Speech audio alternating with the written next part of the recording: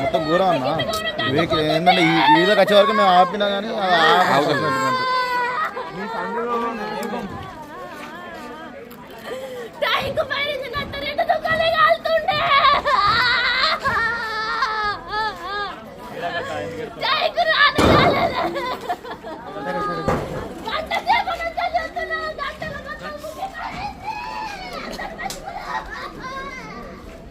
కొండగట్టులో అగ్ని ప్రమాదం తీవ్ర విషాదం నింపింది. ఉన్నదంతా కోల్పోయి కట్టుబట్టలతో మిగిలామని కొంతమంది బాధితులు కన్నీరు పెట్టుకున్నారు. 10-45 నిమిషాలకి ఇక్కడ సర్క్యూట్ కూడా అయింది.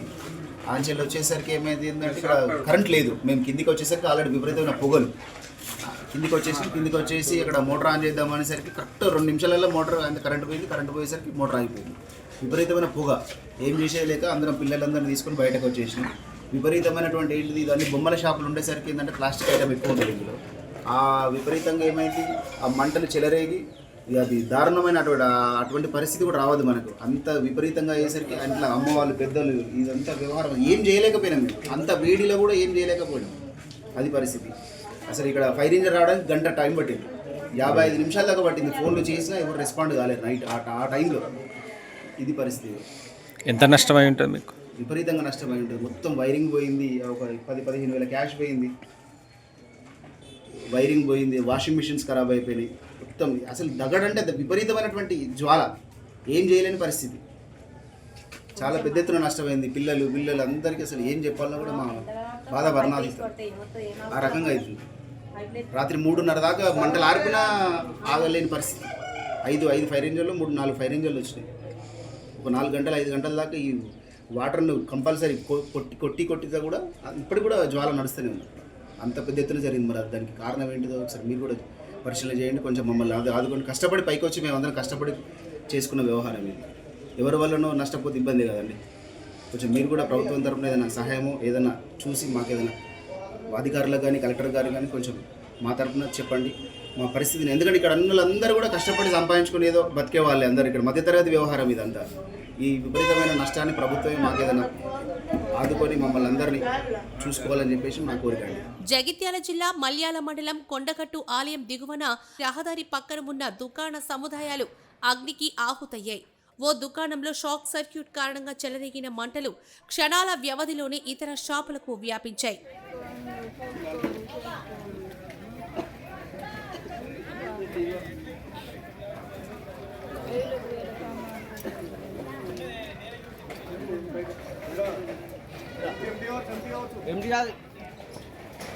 ఎంటీ కాదు, వంట చేసేది అది.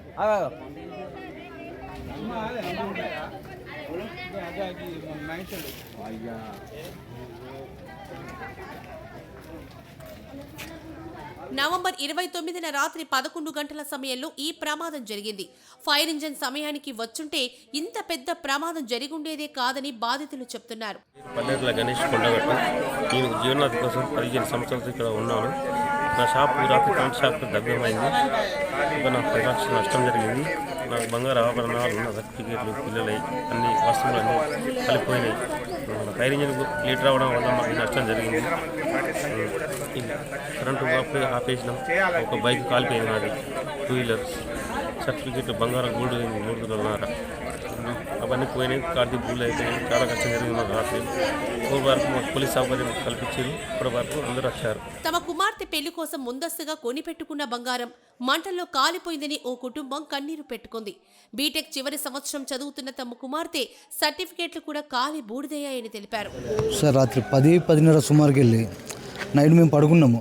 టీవీ బంద్ చేసి షాప్ బంద్ చేసుకున్నాము, పడుకున్నాము.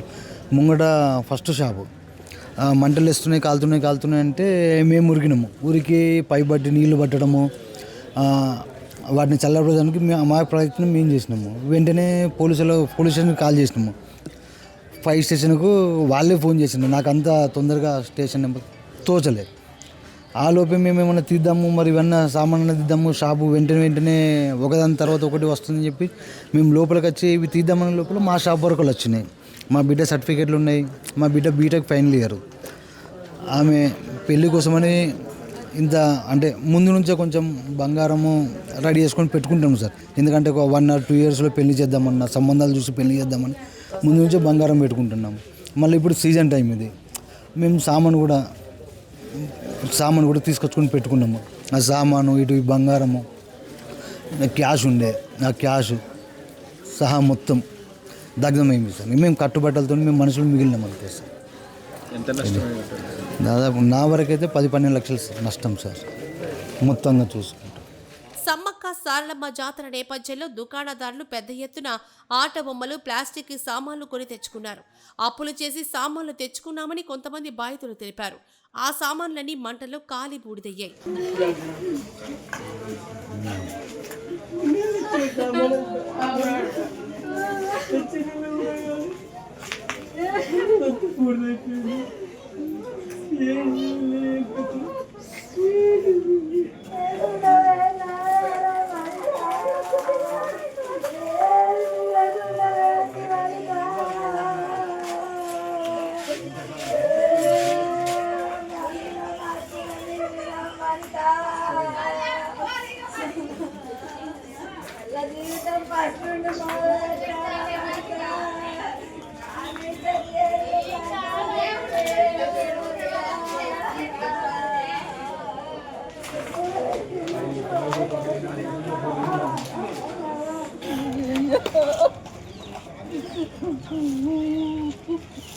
ప్లాస్టిక్ వస్తువులు కావడంతో మంటల తీవ్రత పెరిగింది. సుమారు 30 దుకాణాలకు నిప్పంటుకొని సామాగ్రి కాలి బూడిదైంది. ప్రమాదం జరిగిన కాసేపటికే జగిత్యాల నుంచి ఒక ఫైర్ ఇంజన్ ఘటనా స్థలానికి చేరుకుంది. అయితే వాహనంలో నీటి కొరత వల్ల సహాయక చర్యలు ఆలస్యమయ్యాయి. పోలీసులు, అధికారులు తీవ్రంగా శ్రమించి మంటల్ని అదుపులోకి తీసుకొచ్చేసరికి జరగాల్సిన నష్టం జరిగిపోయింది.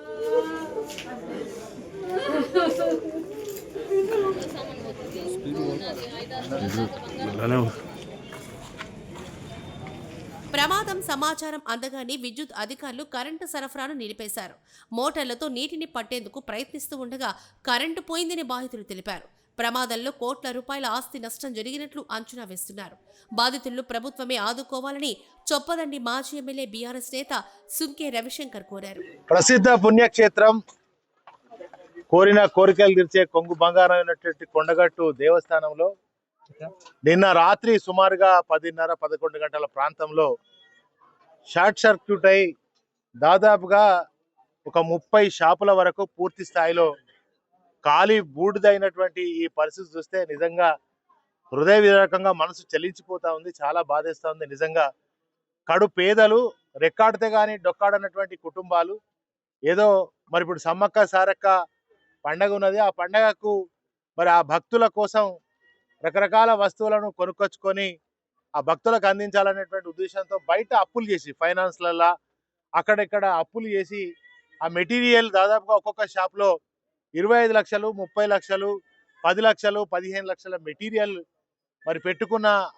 ప్రతి ఏదైతే బతుకు తెరువు కోసం, ఉపాధి కోసం చేస్తున్నటువంటి ఆ పనిలో భాగంగా సమ్మక్క పండుగ ఉన్నది. పెద్ద ఎత్తున భక్తులు వస్తారు.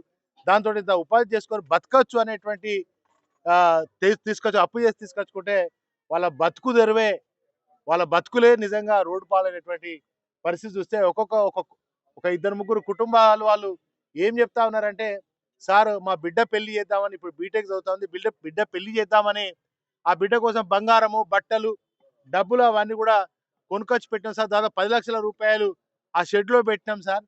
మరి ఆ 10 లక్షల రూపాయలు, బట్టలు, బంగారము పూర్తిగా కాలి బూడిదైపోయింది అని చెప్పి ఆ కుటుంబం అరణ్య రోదన రోధిస్తుంటే నిజంగా చాలా బాధ అనిపిస్తున్నది. మరి ఇవాళ ఈ రాష్ట్ర ప్రభుత్వం ఏం చేస్తా ఉంది?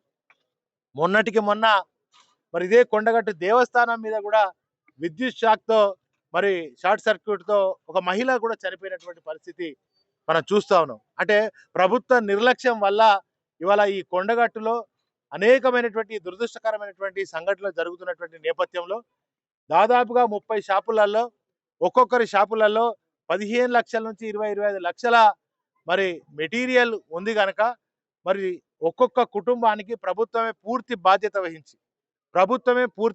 వహించి చిరు వ్యాపారస్తులు వాళ్ళు ఉపాధి కోసం పెట్టుకున్నటువంటి చిన్న చిన్న షాపులు కనుక అప్పు చేసి ఫైనాన్స్లలో అప్పు చేసి తీసుకొచ్చుకున్నారు కనుక ఒక్కొక్క ఒక్కొక్క షాప్కి 30 లక్షల రూపాయల ఎక్స్గ్రేషియా ఆ బాధితులకు ఇమ్మీడియట్లీగా తక్షణమే అందించి వాళ్ళను ఆదుకోవాలని చెప్పి నేను భరోసా తరఫున డిమాండ్ చేస్తా ఉన్నా. నిజంగా చాలా బాధాకరంగా ఉంది. నిజంగా ఇదే మరి సరైనటువంటి విధంగా ఈ కరెంటును చేసే ఎలక్ట్రికల్ ఏదైతే విద్యుత్ శాఖ ఉందో వాళ్ళ తప్పిదాల వల్ల, అదేవిధంగా ప్రభుత్వ నిర్లక్ష్యం వల్ల ఇవాళ ఈ సంఘటన జరిగింది కనుక ప్రభుత్వమే పూర్తి స్థాయి బాధ్యత వహించాలి. అందులో చూస్తూ ఉంటే నిజంగా నాణాలు రూపాయలు కాలిపోయినవి కూడా ప్రత్యక్షంగా కనబడతా ఉన్నాయి. వెంటనే స్పందించి దీని సంబంధిత మరి దేవాదాయ శాఖ మంత్రి గారు ముఖ్యమంత్రి గారు ఇమీడియట్లీ తక్షణమే 24 గంటలలో రేవంత్ రెడ్డి గారి సర్కార్ ప్రభుత్వం స్పందించి ఈ బాధితులకు వెంటనే తక్షణమే ఒక్కొక్క కుటుంబానికి ఒక్కొక్క షాప్కి 30 లక్షలు అందించకపోతే ఈ బాధితుల తరపున మరి ఇదే బీఆర్ఎస్ పార్టీ పోరాటం చేస్తుంది. నిజంగా రెక్కాడితే డొక్కడిని కుటుంబాలు ఇవన్నీ కూడా అప్పులు చేసి మరి అలా ఈ షాపులు నడుపుకుంటున్నటువంటి పరిస్థితి. చిన్న చిన్న రేకుల షెడ్డులలో ఈ చిన్న షాపులు నడుపుకుంటారు. ఆ షాప్ నడిస్తేనే వాళ్ళ అన్నం దొరుకుతుంది. అటువంటి కుటుంబాలు చిన్న కుటుంబాలు అప్పులు చేసి నడిపించుకుంటున్నటువంటి పరిస్థితి చూస్తా ఉన్నాం. ఇప్పటికిప్పుడు మరి ఇంకా కాలుతున్నట్టుగా మనం చూస్తున్నాం. ఇంకా కాలిపోతున్న రాత్రి ఎప్పుడో 10:30-11 గంటలకు జరిగిన పరిస్థితుల్లో ఇంకా కూడా కాలిపోతున్నాయి. మరి ఇక్కడ ముఖ్యంగా ప్రభుత్వ నిర్లక్ష్యం ఎట్లా జరుగుతుంది అంటే వీళ్ళు బాధితులు సంఘటన జరగగానే వెంటనే మాకు ఫైర్ ఇంజన్ కావాలని ఫోన్ చేశారు. పోలీసు వాళ్ళు వచ్చి పోలీస్ శాఖ ఏం చేస్తుంది, ఫైర్ ఇంజన్స్ ఇక్కడ పక్కనే జగిత్యాల నుంచి కానీ కరీంనగర్ నుంచి కానీ వేములవాడ నుంచి కానీ ధర్మపురి నుంచి కానీ చొప్పదండి నుంచి కానీ ఈ ఫైర్ ఇంజన్స్ ఉన్నాయి. ఈ ఫైర్ ఇంజన్స్ వెంటనే వచ్చి కనుక ఆపగలిగితే ఇంత పెద్ద ప్రమాదం జరిగేది కాకుండే వాస్తవంగా కూడా. కానీ అందుకే ఇక్కడ ఉన్నటువంటి ప్రజాప్రతినిధులు కూడా ప్రభుత్వం పట్టించుకోక అధికారుల నిర్లక్ష్యం, ప్రభుత్వంలో ఉన్నటువంటి ప్రజాప్రతినిధుల నిర్లక్ష్యం కారణాల చేతనే ఇంత పెద్ద దురదృష్టకరమైన సంఘటన జరిగింది. కనుక ప్రభుత్వం వెంటనే స్పందించాలి. 24 గంటలలో ఈ బాధితులకు తక్షణ సహాయం గనుక అందించకపోతే ఈ బాధితుల పక్షాన బీఆర్ఎస్ పార్టీ పోరాటం చేస్తుందని చెప్పి నేను డిమాండ్ చేస్తా ఉన్నాను. 20 ఏళ్ల క్రిందట కొండగట్టుకు వలస వచ్చి ఇక్కడే బ్రతుకుతున్నామని, అగ్ని ప్రమాదంలో సర్వస్వం కోల్పోయామని, తమను ఆదుకోవాలని ఓ బాధితురాలు వేడుకుంది.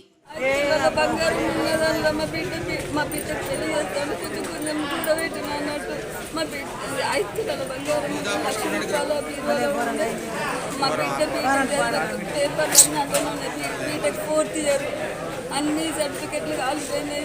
10 లక్షల సామాన్ పెట్టుబడి మొన్న తెచ్చి పెట్టిండు సమ్మక్కల కానీ ఒక్కటి ఇంకా మిగిలకుండా మాకు ఆధారం లేకుండా పోయినాం. మేము మొత్తం రోడ్డునట్టు మాకు న్యాయం చేయండి.